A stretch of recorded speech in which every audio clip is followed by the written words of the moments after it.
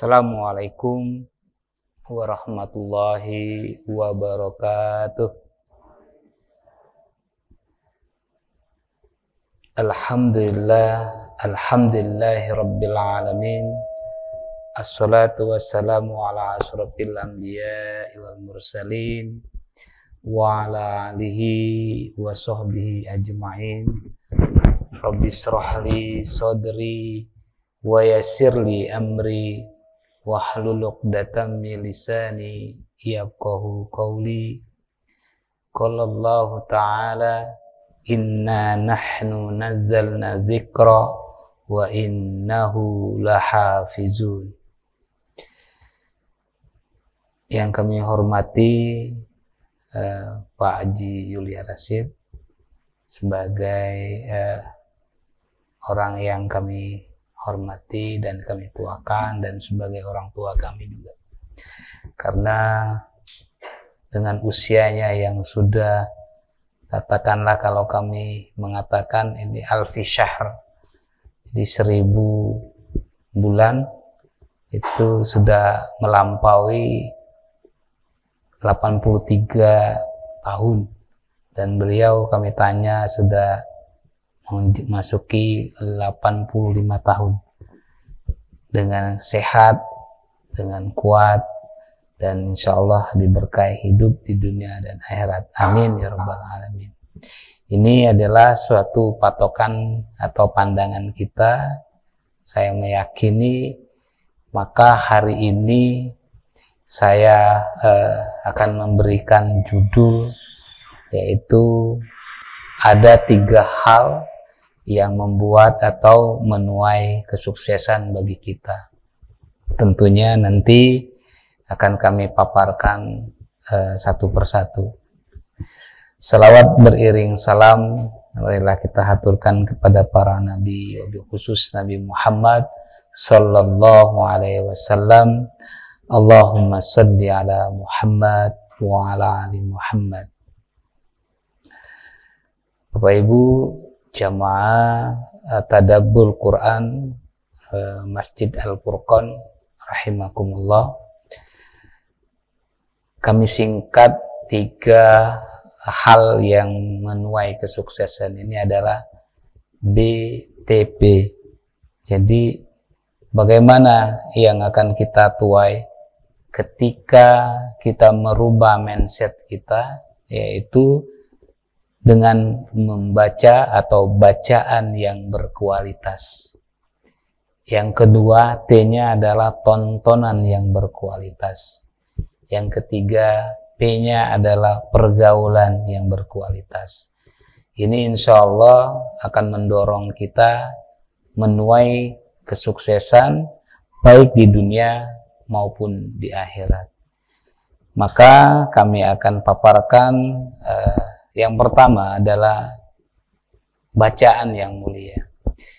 Tidak ada lagi bacaan yang mulia selain bacaan Alkitab, wabil khusus Al-Quranul Karim. Allah berfirman di surah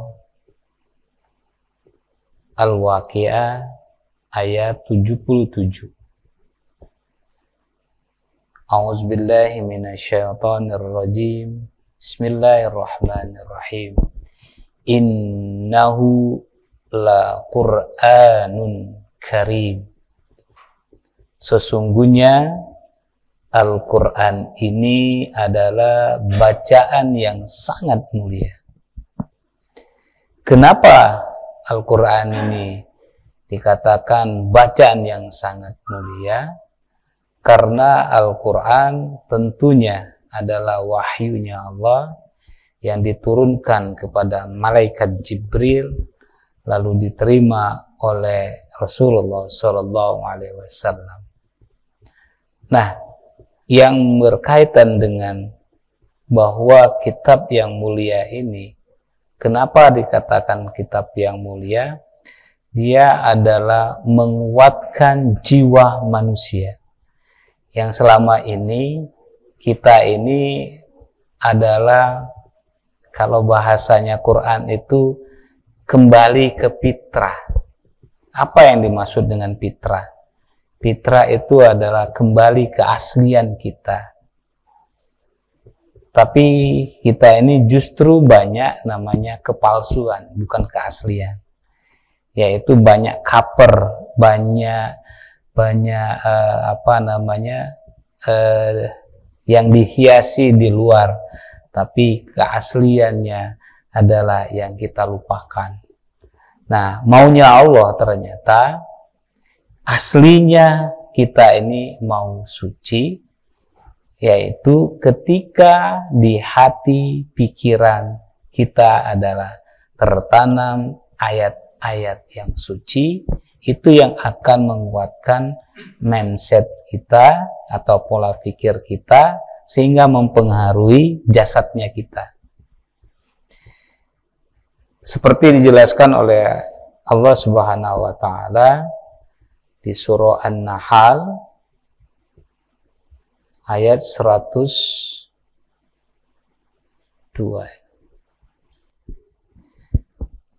A'udzubillahi minasyaitonirrajim. Bismillahirrahmanirrahim. Kul nazzalahu ruhul qudus mir rabbik bil haqqi liyuzabbital ladzina amanu wa hudaw wa busyra lil muslimin. Katakanlah, Ruhul Kudus atau Jibril menurunkan Al-Quran itu dari Tuhanmu dengan benar. Jadi Allah menurunkan Al-Quran melalui malaikat Jibril itu dengan sebenar-benarnya. Tapi yang benar saja tidak kita yakini, apalagi atau kitab yang mana lagi yang harus kita yakini. Sehingga dengan ketidakyakinan kita yang benar ini akan mempengaruhi kita menjadi ragu. Maka kata Allah, ketika kamu ragu, maka selesailah petunjuk yang mulia itu untuk menjadi pedoman hidup Anda untuk menuai kesuksesan di dunia maupun di akhirat. Karena apa? Yang benar kita ragukan. Kenapa kita masih yakin tidak benar? Gitu ya. Kenapa kata Allah saya menurunkan wahyu? Apakah tidak ada kitab yang lain? Ada. Untuk meneguhkan hati orang-orang yang telah beriman. Berarti ketika Al-Quran itu cuma hanya sekedar bacaan di luar, atau sekedar pajangan dan tontonan saja, maka tidak akan berpengaruh dalam kesuksesan kehidupan kita. Karena dia masih keluar atau dia masih berada di luar diri kita. Maka kata Allah, bagaimana saya akan meneguhkan hati dan pikiranmu kalau kamu berkata beriman, tapi sebenarnya itu adalah kepalsuan yang kamu terima. Kamu dipandang oleh manusia, orang yang hebat, orang yang kaya, orang yang menjabat, tetapi sebenarnya hatimu kosong, kata Allah. Maka itu adalah kepalsuan yang kamu simpan, yang kamu rawat dan kamu jaga, sehingga nanti kelaknya kamu merasakan keraguan, kebimbangan, kekhawatiran, ketakutan, ya kan? Terus juga rasa dendam, rasa benci dengan seseorang. Kenapa? Karena masih tembus hatimu dengan namanya kejahatan-kejahatan. Maka kata Allah, ketika Al-Quran itu tidak jadi petunjuk hati, maka suatu petunjuk itu sebenarnya menjadikan kabar gembira bagi orang-orang yang berserah diri atau orang-orang yang muslim. Artinya muslim itu orang yang tunduk patuh terhadap ketentuan Allah yang diturunkan oleh Allah melalui malaikat Jibril, melalui kitabnya. Tapi sekarang kita lihat di mana letak keimanan kita. Jadi orang yang beriman cuma berlapaskan saja, orang yang muslim berlabel atau berbentuk sebagai pandangan manusia saja, tapi sebenarnya kata Allah hatinya kosong.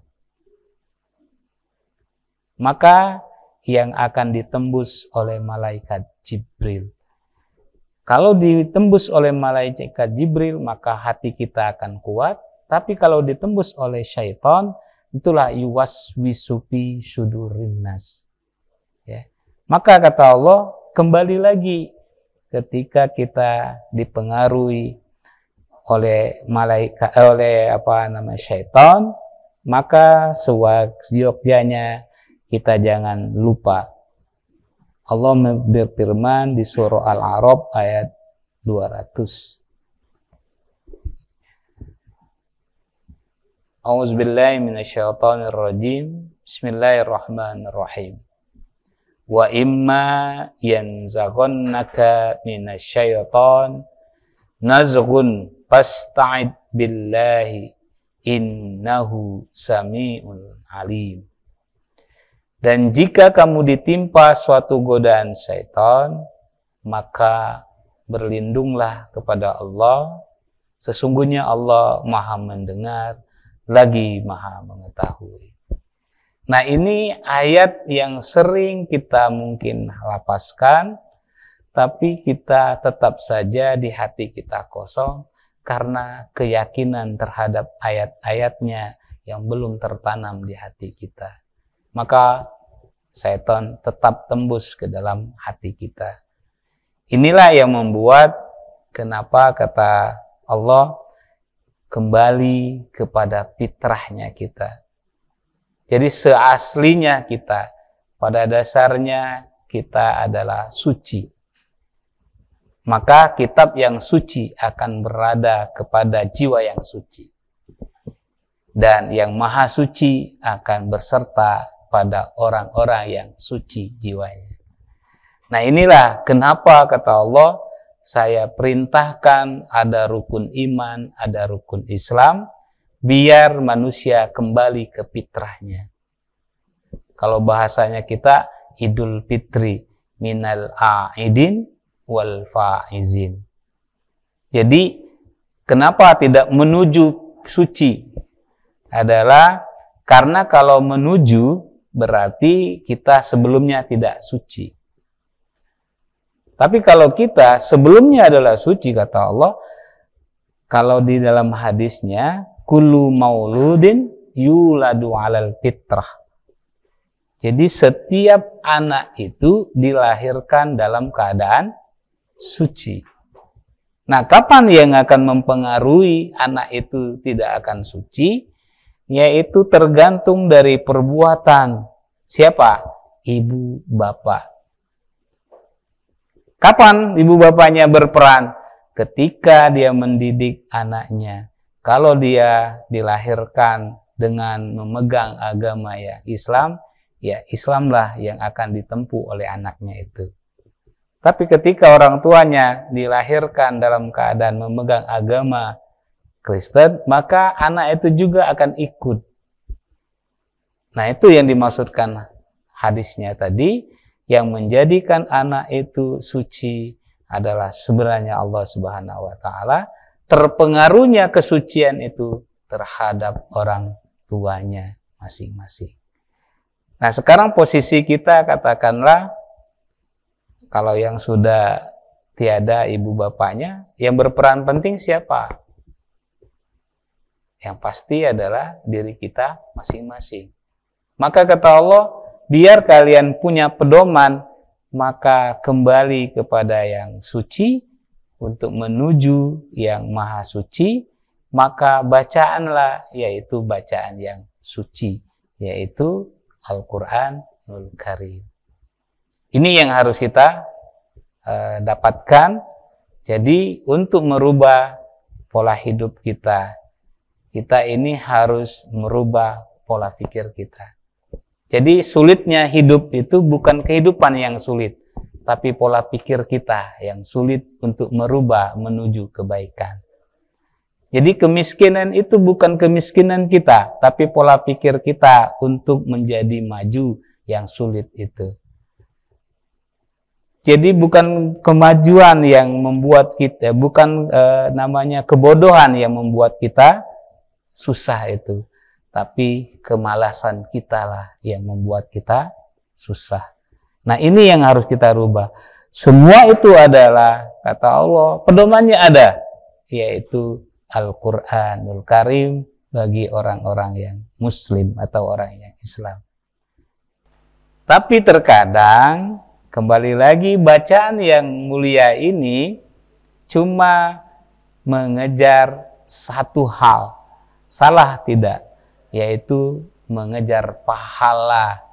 Karena pada bulan Ramadan sajalah pahala yang besar. Akhirnya membaca Al-Qur'annya pada bulan Ramadan saja.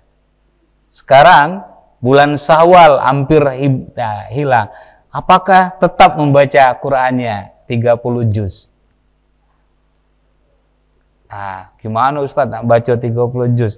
Sejuz be lagi males. Nah, akhirnya yang rutin bukan 30 juz Qur'annya, tapi buat juznya yang rutin. Ya kan? Kata Allah, gimana saya akan memberikan kesuksesan buat Anda? Karena itu adalah tergantung pada diri Anda masing-masing. Innallaha la yughayyiru ma biqaumin hatta yughayyiru ma bi anfusikum.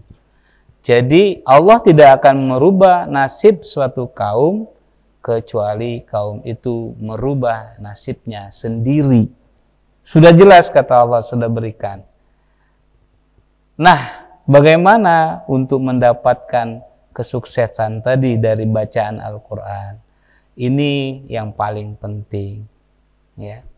Kita buka dulu di surah ke-9 ayat 20.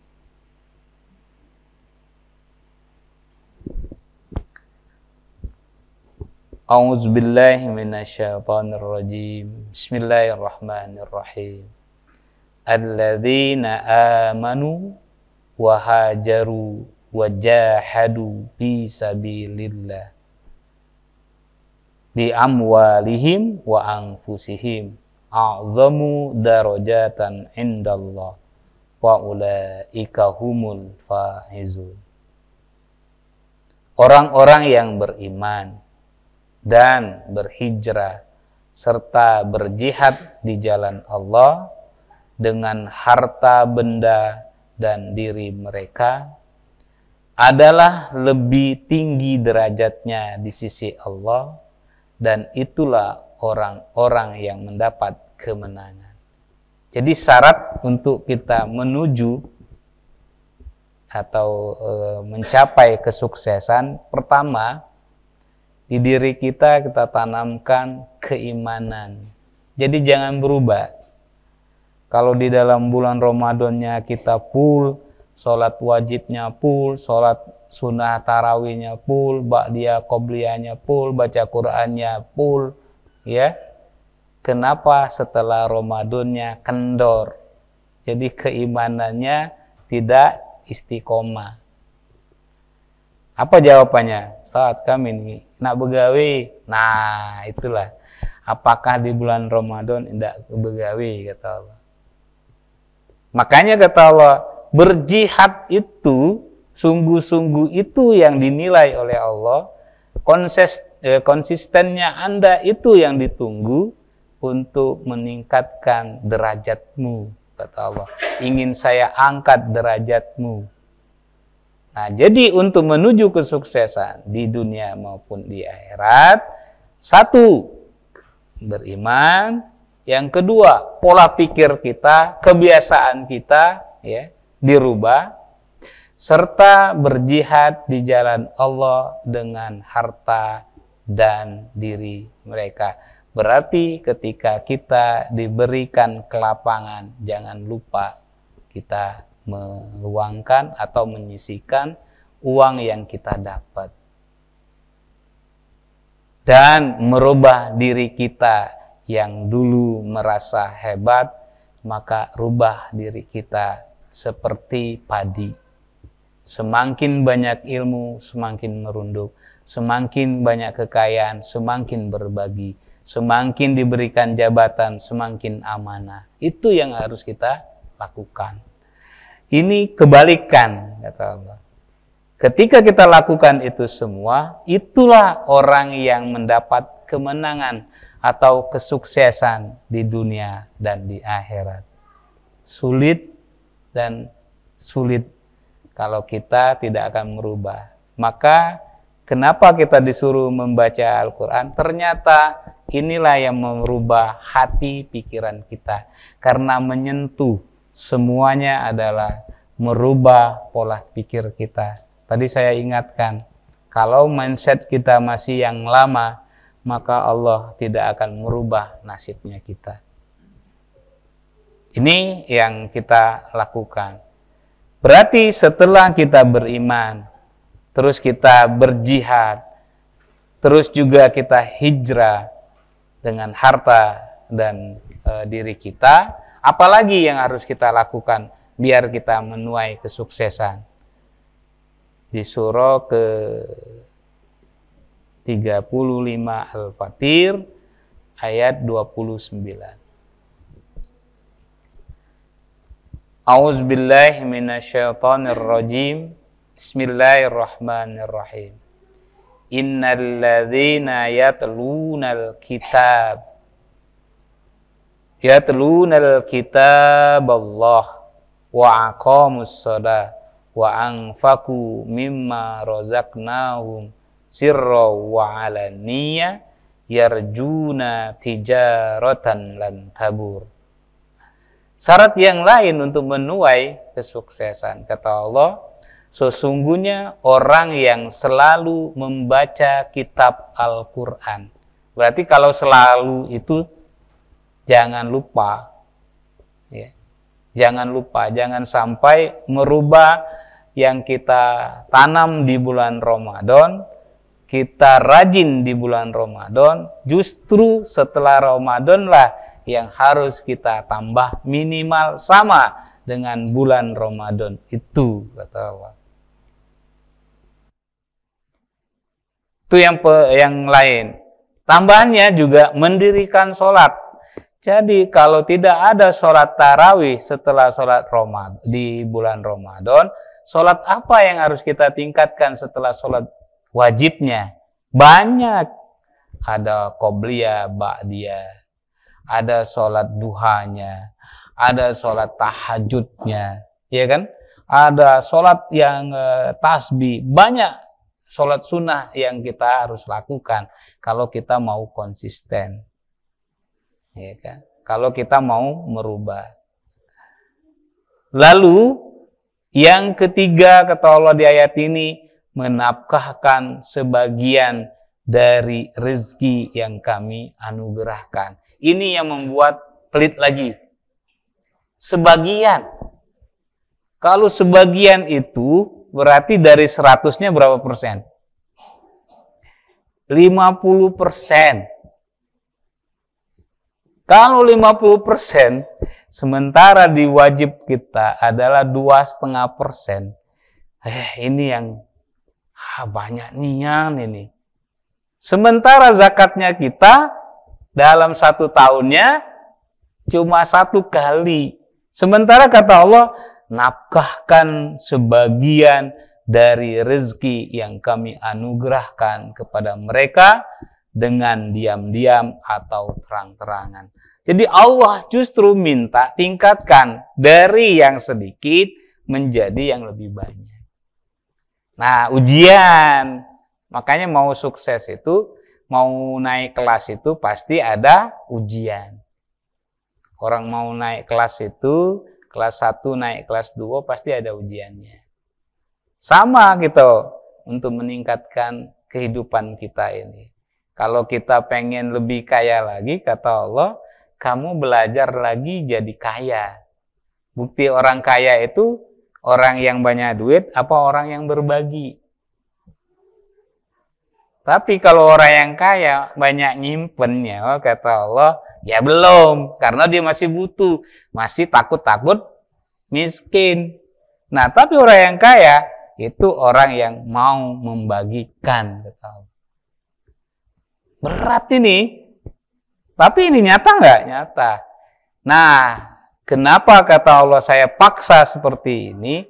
Hud min amwalihim sodakotan tutahhiru. Satu, untuk menambahkan keyakinan dalam hati, pikiran seseorang. Kami juga akan menyucikan hatinya. Kami juga akan angkat derajatnya. Gimana caranya kata Allah? Inilah kami butuh keimanan seseorang dalam hatinya. Contoh, tadi Allah minta cuma bagi. Kalau yang kita tahu zakat itu 2,5%-nya.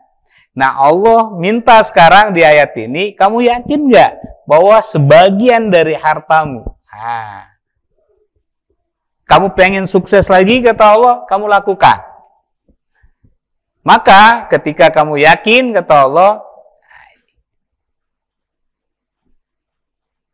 apa jawaban ayatnya? Inilah yang kita mau dialog kepada ayatnya Allah. Ketika kita meyakini ayatnya Allah, berarti kita sebenarnya berdialog dengan yang Tuhan ayatnya atau Allah Subhanahu wa Ta'ala. Tapi banyak yang tidak mau ketika mau Allah kasih. Apa kata Allah? Siapakah yang mau? Siapakah yang mau? Berarti ini pertanyaan enggak? Siapakah yang mau memberi pinjaman kepada Allah? Siapakah yang mau mengeluarkan sebagian harta yang dia anugerahkan kepada hambanya, kata Allah. Pinjaman yang baik, menafkahkan hartanya di jalan Allah, maka Allah akan lipat gandakan pembayarannya kepadanya dengan lipat ganda yang banyak. Tawaran Allah nggak ini? Yakin nggak kita? Nah, jadi ayat ini adalah untuk meneguhkan hati, gitu loh. Jadi kalau kita masih meragukan, ya Allah juga ragu, maksudnya gitu. Ketika kamu yakin, Allah akan yakin. Ketika kamu ingat, maka Allah ingat. Ketika kamu berbagi, maka Allah tambah, gitu. Harus yakin, kalau enggak kata Allah ya nggak bisa. Dan Allah menyempitkan dan melapangkan rezeki, dan kepada nyalah kamu dikembalikan. Tergantung dari kita mau pilihan yang mana. Nah, inilah ujian bagi kita untuk mencapai kesuksesan. Kita mau sukses tapi tidak mau berusaha. Kita mau meningkatkan penghasilan tapi tidak mau kita berusaha untuk berbagi. Ini tantangan yang berat bagi umatnya ketika kita meyakini ayat ini gimana ya kayaknya. Nah, kata Allah jangan mikir. Ketika kamu banyak mikir, maka pikiranlah yang memberatkan hatimu. Sehingga hatimu tidak tulus. Akhirnya setan yang memasuki hatimu. Yang awalnya kalian mau berbagi, ditutup oleh Allah pintu rahmatnya. Akhirnya dompetnya dan sakunya pun tertutup. Tangannya pun tersembunyi. Dipastikan itu, Bu. Kenapa kata Allah? Nah, itulah ayat yang lain menjelaskan. Karena sifatnya manusia itu, ketika diberikan rezeki, dia ngapain, Bu? Rajin berbagi apa menjadi kikir? Ketika diberi musibah, dia minta apa, Bu? Berdoa. Ya Allah, musibah apa ini ya Allah? Gitu kan? Kira-kira kurang apa ini ya Allah? Dirubah oleh Allah. Yang tadi tidak mampu, dirubah jadi kaya. Jadi apa, Bu? Bukan kikir, jadi amat kikir. Nah, kita cek ayatnya. Enak di Al-Quran. Makanya kita meyakini itu. Oke. A'udzubillahi minasyaitonirrajim. Bismillahirrahmanirrahim. Innal insana khuliqa hulu'a. Apal pasti ini. karena sering dibaca surah Al-Ma'arij.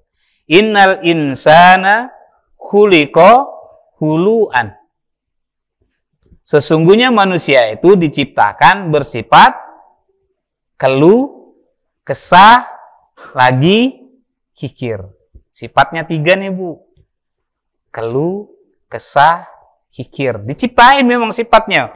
Berarti Ustadz, ini bawaan orok. Iyo. Nah, makanya dipangkas, disucikan kata Allah gitu loh. Biar sifat yang tidak baik itu keluar dari kita. Maka berbagi itu salah satunya menyucikan. Apa yang disucikan? Sifat, keluh kesahnya, kikir, itu akan hilang. Oh tidak kami. Yakinlah Tuhan, nanti kalau Allah kasihkan aku, maka aku akan berubah. Yo, kata Allah. Kita cek di ayat yang 20-nya. Idza massahu syarra juzua.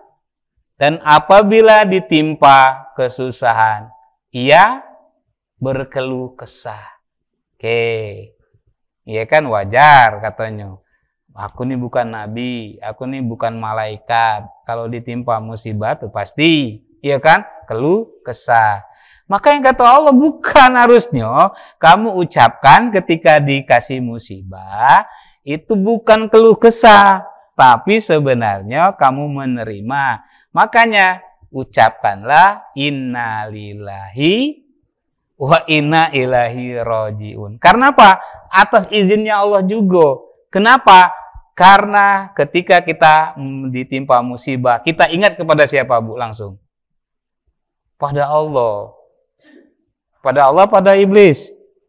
Nah, kalau kesusahan.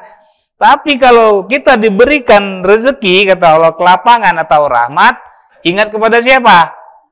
Enggak ingat-ingat sama aku, Pak. Merasa dia hebat dewe.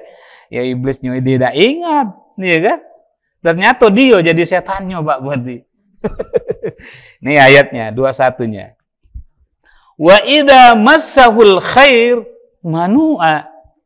Dan apabila ia mendapat kebaikan, ia amat kikir. Bukan kikir lagi Bu, nambah penyakitnya. Tadi kikir, sekarang amat kikir. Dalam berarti. Kalau tadinya semeter, ini semeter setengah. Nah inilah kata Allah sifatnya manusia. Maka semestinya kata Allah, ketika kamu berikan musibah, kamu ucapin datangnya dari Allah. Saya kembalikan kepada Allah lagi. Artinya Allah mengingatkan kepada kita. Makanya hadisnya mengatakan, Ana makana fi zonni abdi.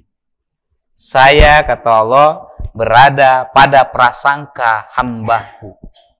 Jadi ketika ada musibah, prasangka kita jahat kepada Allah, Allah kasih lagi tambah. Tapi kalau kita kembalikan, ya Allah, mungkin ini adalah ada dasar kesalahan saya. Maka Allah kasihkan solusi bagi saya. Biar saya kembali kepadamu, ya Allah. Maka kata Allah, rahmatku lebih besar dari siksaku. Tapi susah nggak Bu dapat masalah kita menerima itu? Susah.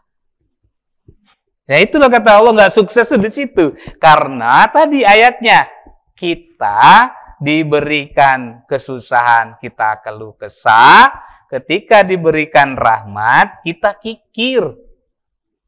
Jadi kita nggak bisa bohong. Karena sebenarnya Allah tahu di dalam hati sanubari kita yang paling dalam. Nah ini kata Allah, bagaimana kamu akan merubah diri kalian menjadi sukses? Ya tadi, kamu baca, kamu pelajari, kamu pahami, kamu laksanakan ayat-ayat ini akan merubah hidup kita. Iya ya, selama ini saya tidak menyadari bahwa sebenarnya saya itu tahu, tapi saya acuh tak acuh. Kenapa kata Allah mau dibuka ayat ini ke dalam hatimu? Biar mindset kita, biar hati ini menjadi supirnya. Jangan sampai pikiran ini, nafsu ini menyupir hati kita. Maka tertutuplah hati kita. Akhirnya kita tidak akan mendapatkan kebahagiaan di dunia dan kebahagiaan di akhirat. Ini luar biasanya, pertama Allah memberikan kepada kita. Jadi, kalau kita diberikan sesuatu, jangan sampai suudzon. Musibah itu adalah bagian dari ujian bagi kita untuk menjadi lebih baik. Karena apa kata Allah? Kalau kita disuruh perang itu, siapa yang senang kita disuruh perang?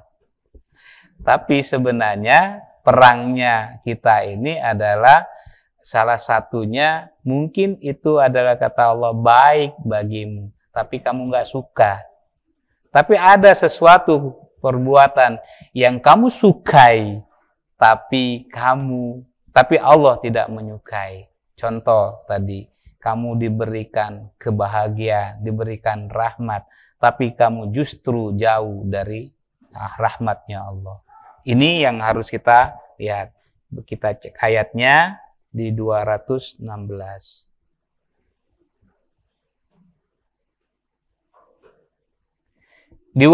Diwajibkan atas kamu berperang, padahal perang itu adalah suatu yang kamu benci. Tidak ada orang yang senang namanya perang itu, Bu. Tapi kesulitan. Coba kita contoh Palestina itu bagaimana? Gerem dah, Bu. Oh ya anak-anak. Tapi kita lihat di sana itu, anak-anaknya yang kita lihat. Tapi kita tidak melihat kisah yang sebelumnya. Kenapa adanya perperangan? Karena ada kebencian di antara mereka. Dulunya mereka itu satu, tapi karena berebut namanya kekuasaan, merebut tahta, merebut keturunan, akhirnya berbagi tempat. Padahal mereka itu cuma tidak ada palang, tidak ada plang, tidak ada portal. Tapi kenapa ada terjadinya seperti itu? Karena kebencian dalam hati mereka, pikiran mereka lah yang merusak mereka. Maka kata Allah, boleh jadi kamu membenci sesuatu, padahal itu amat baik bagimu. Dan boleh jadi pula yang kamu sukai sesuatu, padahal itu amat buruk bagimu. Allah mengetahui, sedang kamu tidak mengetahui. Nah ini yang harus kita pahami, sehingga pola pikir kita, hidup kita jadi baik. Maka pertama adalah rubah bacaan kita dalam kehidupan kita sehari-hari ini. Kita rubah banyak membaca Al-Quran dan banyak bersedekah, dan insya Allah apa yang kita kerjakan, baik itu usaha kita, baik itu jabatan kita, baik itu adalah pendidikan kita, Allah jamin. Itu Allah yang menjamin. Kalau saya nggak bisa menjamin, tapi Allah pasti, kata Allah, menjamin. Nah ini yang harus kita pegang dan kita selamatkan dan kita jalankan. Kalau tidak, kita akan menjadi orang-orang yang merugi, kata Allah. Jadi di ayat yang lain juga Allah menjelaskan, terkadang kita ini merusaknya karena ketidakkonsistenan kita, karena ragu-ragunya kita. Kalau bahasanya saya adalah karena ketidakpahaman kita sendiri tentang sesuatu. Akhirnya kita menilai itu dengan yang negatif saja. Tapi kalau ketika hati pikiran kita diberikan cahaya oleh Allah, maka hati ini menerima, pikiran kita akan meluruskan hati kita. Ketika hati pikiran kita lurus, maka ucapan dan perbuatan kita akan lurus. Tapi ketika pikiran kita sudah jahat, maka hati yang suci ini akan terkotori, akan ternodai. Jadi apapun yang kita lakukan, maka ala bidzikrillahi tatma'innul qulub. Banyaklah berzikir kepada Allah, maka akan menenangkan hatimu.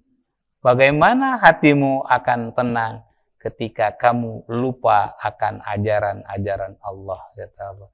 justru bukan ayatnya yang saya tanamkan, tapi perbuatan setannya yang selalu mengelumuri kita, selalu mencengkram kita. Akhirnya kita ternodahkan dan kita berpikirnya yang selalu negatif. Ini yang harus kita lakukan. 61 ayat 10 sampai 12. A'udzubillahi minasyaitonirrajim. Bismillahirrahmanirrahim.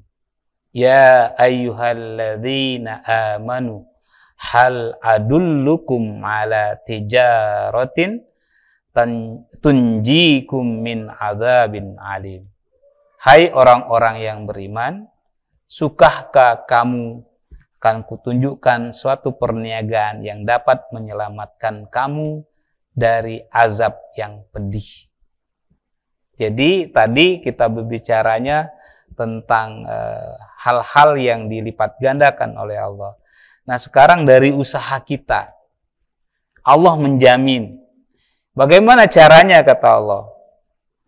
Yaitu kamu beriman kepada Allah dan Rasul-Nya. Maka bacaan Qur'annya ditingkatkan, hadisnya bisa kita tingkatkan. Sesuaikan hadisnya dengan Al-Qur'annya sehingga kita tetap namanya dalam kesucian jiwa kita, dalam pemikiran kita, dalam petunjuk kita, dan berjihad di jalan Allah dengan harta dan jiwa kita. Kenapa Ustaz tidak lepas dari itu? Kok harta ini mempengaruhi? Karena ternyata tadi kita ini didominasi dengan yang luar, yang dalamnya kita kotori. Banyak namanya kepalsuan, dari artinya tidak menjaga kesucian jiwa kita. Coba dari sekian waktu, dari katakanlah 24 jam, kira-kira yang mendominasi adalah di luar kita daripada yang di dalam kita. Itu adalah hati. Makanya hadis itu bilang, segumpal darah, ketika darah itu mengalir ke kotor, maka seluruh jasad ini akan menjadi kotor. Ketika darahnya setetes mengalir ke sucian, maka perbuatan jiwa kita, badan kita ini akan suci. Itu hebatnya hadis yang mengutip ayat-ayat. Artinya, kita ini banyak lupa dengan kesucian jiwa kita. Ya. Di ayat 12-nya, ketika kita menjaga hati, menjaga pikiran dan perbuatan kita, harta kita, niscaya Allah akan mengampuni dosa-dosamu. Jadi kembali lagi, ternyata Allah melipat gandakan rezeki kita. Bukan hanya dengan harta yang dilipat gandakan, bukan jabatan yang ditingkatkan, kata Allah. Tapi adalah perbuatan dosa-dosamu akan digugurkan, akan dihapuskan, kata Allah, akan diampuni, kata Allah. Makanya tadi lahir ya berceritanya adalah dunia, maka yang terakhir adalah akhir, yaitu adalah dosa-dosa yang tidak kelihatan, tidak nampak oleh mata kita. Dan Allah memasukkan kamu ke dalam surga yang mengalir di bawahnya sungai-sungai, dan memasukkan kamu ke tempat tinggal yang baik di dalam surga Aden. Itulah keberuntungan yang besar. Jadi dari beberapa ayat saya simpulkan bahwa bacaan Al-Quran ini meneguhkan hati kita. Maka kalau kita ikuti apa yang difirmankan oleh Allah, kita baca, kita pelajari, kita pahami, lalu kita laksanakan ayat itu, akan memberikan kesuksesan di dunia maupun di akhirat, atau memberikan kebahagiaan lahir dan batinnya kita. Ini yang harus kita lakukan. Insya Allah, Allah jamin. Maka tidak ada lagi bacaan yang paling lurus kecuali Al-Quran. Allah berfirman di surah Al-Isra, surah ke-17 ayat 9. A'udzubillahi minasyaitonirrajim. Bismillahirrahmanirrahim.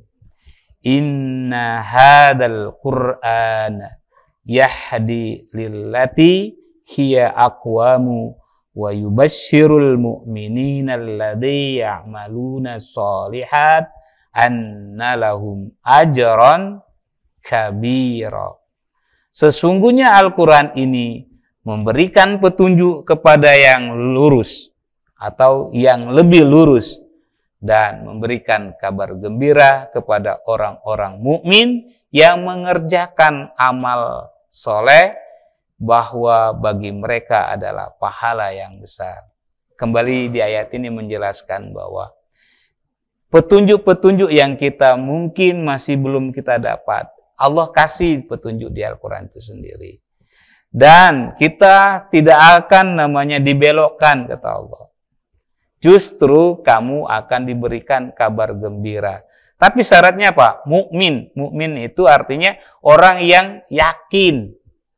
Jadi beriman itu yakin, tapi ada orang yang meyakini ndak ayat yang diturunkan oleh Allah. Kalau cuma sekedar yakin, kata Allah, tidak dikerjakan, yaitu mengerjakan amal soleh, maka tidak akan diberikan kabar gembira dan tidak diberikan pahala yang besar.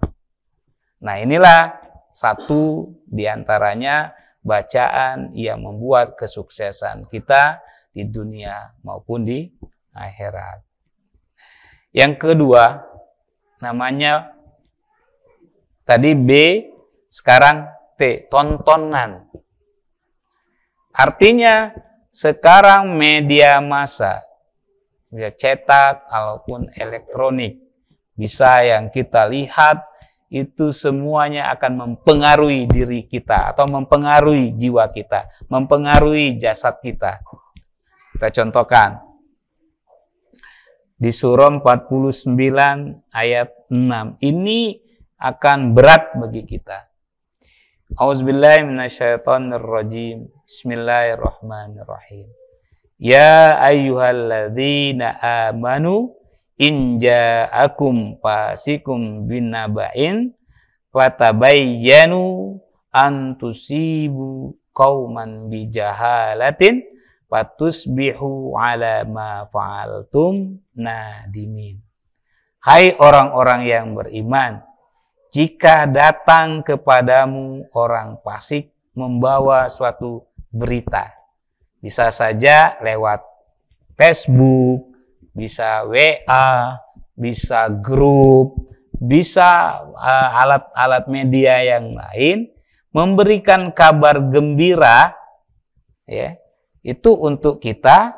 Tapi kalau kita mengesernya adalah berita yang tidak kita pastikan apakah ini adalah pasti terjadi atau ini hanya editan, ya. Kalau yang baik itu akan memberikan dampak yang baik. Tapi ketika ada namanya seran atau berita yang tidak baik lalu kita kabarkan yang lain, akan mempengaruhi jiwa yang lain, mempengaruhi orang lain.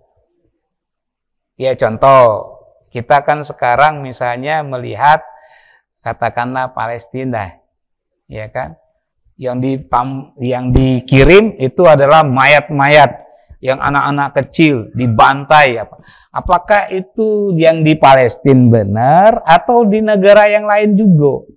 Atau kejadian yang update apa yang dahulu? Nah, kalau kita cuma langsung nge-share ke lagi tempat yang lain, akhirnya ada rasa kebencian nggak? Wah, itu orang-orang Yahudi ini kita harus berontak. Akhirnya apa, Bu? Dari satu sharean media ini merubah mindset kita semua. Maka kata Allah, maka periksalah dengan teliti. Ini benar nggak yang kejadian update nggak? Jangan-jangan ini adalah tahun-tahun yang lalu atau di negara yang lain. Kenapa kata Allah tidak kamu teliti? Agar kamu tidak menimpakan suatu musibah kepada suatu kaum atau suatu kelompok atau suatu negara. Kan sekarang banyak grupnya, Bu. Ini dari mana beritanya? Saya dapat dari grup sebelah. nyalakan grup sebelah kan? Tapi yang nge-share-nya siapa, Bu? Kan tangan kita.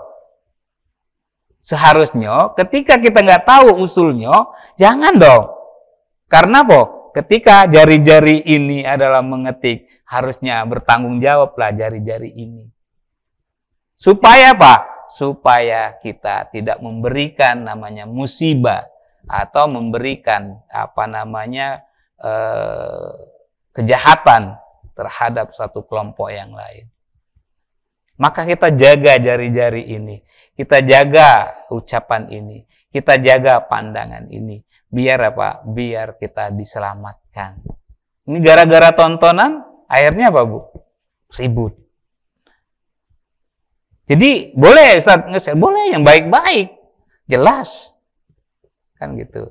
Makanya kalau seandainya masih gatel yang tangannya, nak nge-share ini adalah suatu masalah atau musibah yang kita dapat terima, kita teliti, kata Allah. Tanya dulu yang kebenaran, siapa sih yang nge-share ini? Gitu. Makanya jaga hatinya, maka pandangannya kita, jaga tangannya, jangan sampai nge-share tanpa alasan atau tanpa kepastian yang nyata. Karena apa? Akan diminta pertanggungjawaban. Siapa yang bertanggung jawab, Bu? Ya yang berbuat, masa yang sebelumnya? Enggak. Ya kita sendiri. Nah inilah kata Allah, jangan sampai kita merugikan orang gara-gara tontonan yang tidak baik. Akhirnya kita mengharamkan, haram itu media massa. Bukan media massa yang salah.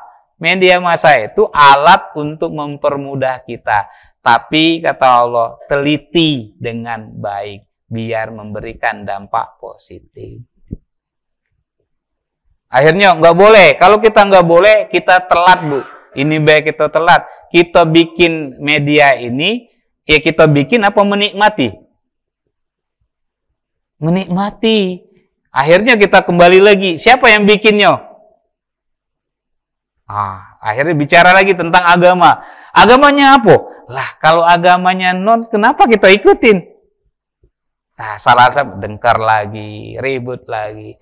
Yang peduli dengan IT, yang peduli dengan kemajuan, bagus ini. Tapi yang peduli dengan agama tadi, bilang, ini buatan Kristen ini. Dia yang make gimana? Akhirnya hukumnya berebut. Yang sano semakin maju, semakin canggih, yang ini memasalahkan tentang hukum halal, haram. Akhirnya apa? Ribut, keluar dari grup. Tunggulah ya, kaget. Aku keluar dari grup ini, tunggu dia. Akhirnya apa, Bu? Ada rasa kebencian nggak, Bu? Gara-gara sharean yang tidak baik. Makanya rubah bacaan kita, rubah tontonan kita yang tidak baik menjadi yang bermanfaat. Ya tadi sharekan misalnya tentang bagaimana cara pengobatan yang baik, yang alami, yang nggak apa-apa. Karena apa? Tidak semua orang bisa mampu berobat ke dokter. Bisa misalnya daun pandan, bisa jahe, kan bisa itu, Bu. Iya kan? Nah, itu udah apa-apa, karena itu untuk kebaikan. Tapi tadi kalau provokatif, kata Allah, kamu sudah membuat suatu kecelakaan pada suatu kaum. Mengetahui keadaan yang menyebabkan kamu menyesal atas perbuatanmu itu. Kira-kira orang menyesal itu di depan atau di belakang? Karena dihapus. Sudah, wong baca sejuta ini, Bu. Atau sedunia lah yang bacanya. No, salah. Kita hapus. Tapi lah ribut duluan, Bu. Iya ya. Makanya kita sadar diri, kata Allah. Makanya kenapa kita disuruh sholat. Itu adalah biar hati, pikiran ini nyatu dengan Allah Subhanahu wa Ta'ala. Apa yang kita pikirkan, apa yang kita lakukan, itu sesuai dengan ridhonya Allah. Itulah membuat tontonan yang baik. Ya. Jadi rubah mindset kita. Yuk, kalau ketika ada berita yang tidak baik, kita walaupun itu ada namanya, ada nyata atau yang kita lihat, kita tanya dulu. Kita teliti dulu, mau nggak nih orang di-share nih? Kalau gitu, pasti ada ribut nih. Kenapa ini dapat dari mana? Oh, saya dapat dari sebelah. Akhirnya nyalain yang sebelah. Nah, itu katanya Allah, rubah pola pikirnya, rubah tontonannya. Yang ketiga adalah rubah pergaulannya. Jadi BTP. Jadi bacaannya yang berkualitas, tontonannya yang berkualitas, dan pergaulan yang berkualitas. Apa pergaulan yang berkualitas? Duduklah di majelis yang memberikan derajatmu yang tinggi. Ya. 58 ayat 11. A'udzubillahi minasyaitonirrajim. Bismillahirrahmanirrahim. Hai orang-orang yang beriman, apabila dikatakan kepadamu, berlapang-lapanglah dalam majelis. Terkadang kita ini, Bu, untuk belajar yang kebaikan ini di suatu tempat itu agak repot, berat, Bu. Kenapa kata Allah? Ya, salah satunya itu adalah suatu ujian bagi kamu untuk mencapai keridhaan Allah. Coba kalau diajak di majelis kan disuruh nih.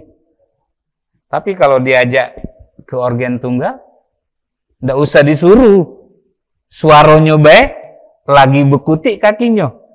Bahkan sampai datang dewek kan. Tapi ketika diajak ke majelis, banyak alasan atau 1000 alasan. Nah, bukan di sini, Bu, di dunia lain. Ya. Jadi jamaah di sini bagus-bagus. Ya. Walaupun telat dikit lah itu. Ya. Maka berlapanglah. Jadi kalau dikisahkan oleh tafsir ini ada orang Yahudi itu datang, ya.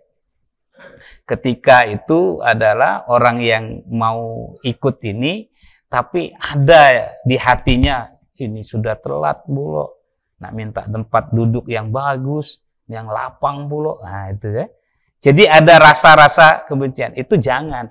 Justru kita sambut ketika orang yang mau mengkaji kajian Al-Quran atau kajian yang lain di suatu majelis, ketika mereka datang diberikan tempat, justru kita hormati dia, kita angkat dia, biar dia tetap istiqomah. Maka lapangkanlah. Apa ya kata Allah? Niscaya Allah akan memberikan kelapangan untukmu.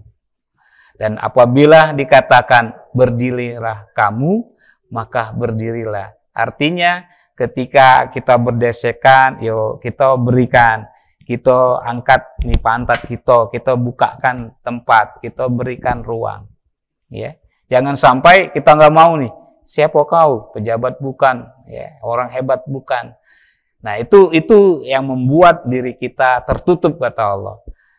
Apa yang kita dapat kata Allah ketika kamu memberikan tempat, ketika kamu berdiri, niscaya Allah akan meninggikan orang-orang yang beriman di antaramu dan orang-orang yang diberi ilmu pengetahuan beberapa derajat.